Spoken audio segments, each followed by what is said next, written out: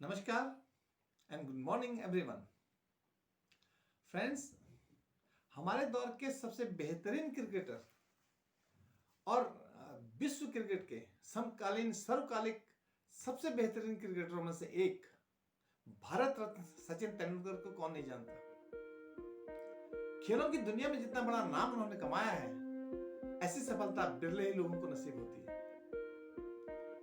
उनके खेल की जो दीवानों की जमात थी, वो अक्रॉस द बॉर्डर पूरी दुनिया में छाई हुई है। केवल क्रिकेट ही नहीं, बल्कि सभी खेलों के खिलाड़ी उनसे इंस्पायर होते हैं, उनसे प्रेरणा लेते हैं और अपने खेल के स्तर को ऊंचा करते हैं और सफलता प्राप्त करते हैं। फ्रेंड्स, एक और खिलाड़ी है, एक नौजवान खिलाड़ी है, 22-23 साल की उम्र के खिलाड़ी, वो भी क्रिकेट के ही खिलाड़ी हैं। बहुत ही सभ्य इंसान है, बहुत ही हम्बल हैं और एक आज्ञाकारी पुत्र हैं। लेकिन क्रिकेट में अभी तक वो वैसी सफलता हासिल नहीं कर सके जैसे सचिन ने अपने जीवन में हासिल की थी। यूं तो किसी भी मनुष्य के लिए वो सफलता हासिल करना जो सचिन ने हासिल की थी, वो लगभग नामुमकिन है। क्योंकि जो बेंचमार्क उन्होंने सेट किया है, जिस डेडिकेशन से वो खेले हैं, वो सबके बूते की बात नहीं है। लेकिन उनके खेल के स्तर के एक अंश को भी छू पाना, वहां तक भी पहुंच पाना किसी के लिए भी सौभाग्य की बात होती है। ये नौजवान खिलाड़ी अभी तक एक अंश भी प्राप्त नहीं कर पाए हैं। इनका नाम है अर्जुन तेंदुलकर और सौभाग्य से ये सचिन तेंदुलकर के सुपुत्र हैं। फ्रेंड्स, यहां मैं दो लोगों के बीच में कंपैरिजन करने की कोशिश नहीं कर रहा। दोनों अलग शख्सियत हैं, दोनों का अलग नेचर है, दोनों का अलग टैलेंट भी हो सकता है। यहां पर मैं बाप और बेटे के बीच में भी कंपैरिजन कर बेटे के ऊपर अनड्यू फोर्स डालने की कोशिश नहीं कर रहा हूं। यहां पर सिर्फ इस बात को जानने की कोशिश है कि वो क्रिकेट में कौन से कारण थे जिससे सचिन इस स्तर की सफलता प्राप्त कर सके और अर्जुन अभी तक उस सफलता का एक अंश भी प्राप्त नहीं कर पाए। फ्रेंड्स, सचिन बचपन में जब प्रैक्टिस के लिए जाते थे तो मुंबई की मेट्रो ट्रेन में धक्के खाते हुए जाते थे। अर्जुन तेंदुलकर बचपन से ही BMW में घूम रहे हैं। सचिन शारदा आश्रम स्कूल के उस उबड़ खाबड़ मैदान पर प्रैक्टिस करते थे और अर्जुन तेंदुलकर ओवल लॉर्ड्स जैसे मैदान में प्रैक्टिस करते हुए दिखाई देते हैं। सचिन के बचपन के जो साथी थे, प्रैक्टिस के जो साथी थे, वो प्रवीण आमरे, विनोद कांबली जैसे लोकल स्तर के खिलाड़ी थे और अर्जुन तेंदुलकर अक्सर इंग्लैंड और ऑस्ट्रेलियन जैसे इंटरनेशनल खिलाड़ी उनके साथ प्रैक्टिस करते हुए दिखाई देते हैं। यहां तक कि सचिन के पिता का क्रिकेट से दूर दूर तक कोई नाता नहीं था जिससे वो अपने बेटे का मदद कर सकें और अर्जुन के पिता स्वयं क्रिकेट के भगवान सचिन थे।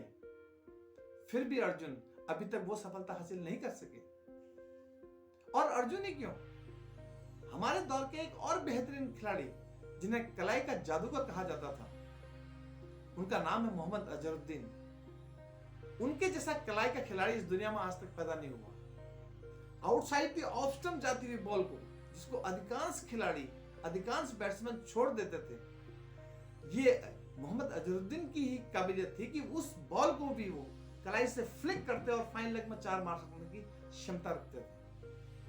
अपने जीवन के पहले 3 मैचों में 3 सेंचुरियां मारकर उन्होंने दुनिया को चौंका दिया था। सामने लिटिल मास्टर सनी गावस्कर आकर फाड़ के सुनील को देख रहे थे।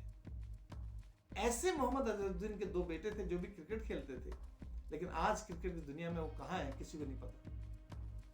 क्रिकेट ही क्यों, किसी भी अन्य खेल में या किसी भी अन्य प्रोफेशन में, चाहे वो ग्लैमर वर्ड हो या बिजनेस वर्ड हो या फिर पॉलिटिक्स की क्यों ना हो, वहां पर एक पीढ़ी की सफलता दूसरी पीढ़ी में ट्रांसफर नहीं हो सकती। ये सुविधा अभी तक हुई ही नहीं।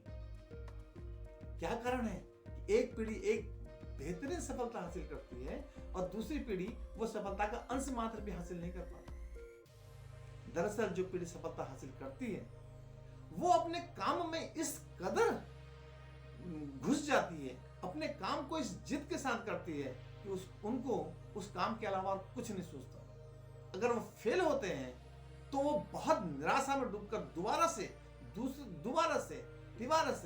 बहुत जज्बे के साथ वापस करते हैं, बाउंस बैक करते हैं। जबकि दूसरी पीढ़ी उतने इमोशंस के साथ, उतने जज्बे के साथ, उतने पैशन के साथ काम को नहीं करती।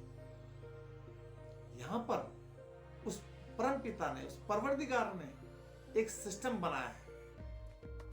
उसने सफल लोगों की मोनोपोली बनने ही नहीं दी कि वो अपनी सफलता को पेटेंट करा सके और अपने दूसरी जनरेशन को ट्रांसफर कर सके। सक्सेस हासिल करने के लिए आपके पास एक लेवल प्लेइंग फील्ड उसने बना के रखा है। फिर आप जो मर्जी जिस परिवार से हो, जिस बैकग्राउंड के हो, कोई फर्क नहीं पड़ता। लेवल प्लेइंग फील्ड तो एक ही है। जो जितने जज्बे के साथ, जो जितने इमोशंस के साथ, जो जितने पैशन के साथ काम करेगा, सफलता उसके कदम चूमती है। फ्रेंड्स, एक महीने में अभावग्रस्त परिवार से, अभावग्रस्त बैकग्राउंड से होना एक तरह से ब्लेसिंग सी होती है, क्योंकि अभाव आपके अंदर वो भूख पैदा करता है और भूख से उस स्तर का पैशन प्राप्त होता है जो भरपेट भोजन करने वाले के साथ नहीं हो सकता। इसलिए अगर आपका मुकाबला किसी ऐसे परिवार के बच्चे से है जो पावरफुल परिवार से आता है, तो आप डरिएगा मत, क्योंकि आपके जीतने की संभावनाएं ज्यादा होती है।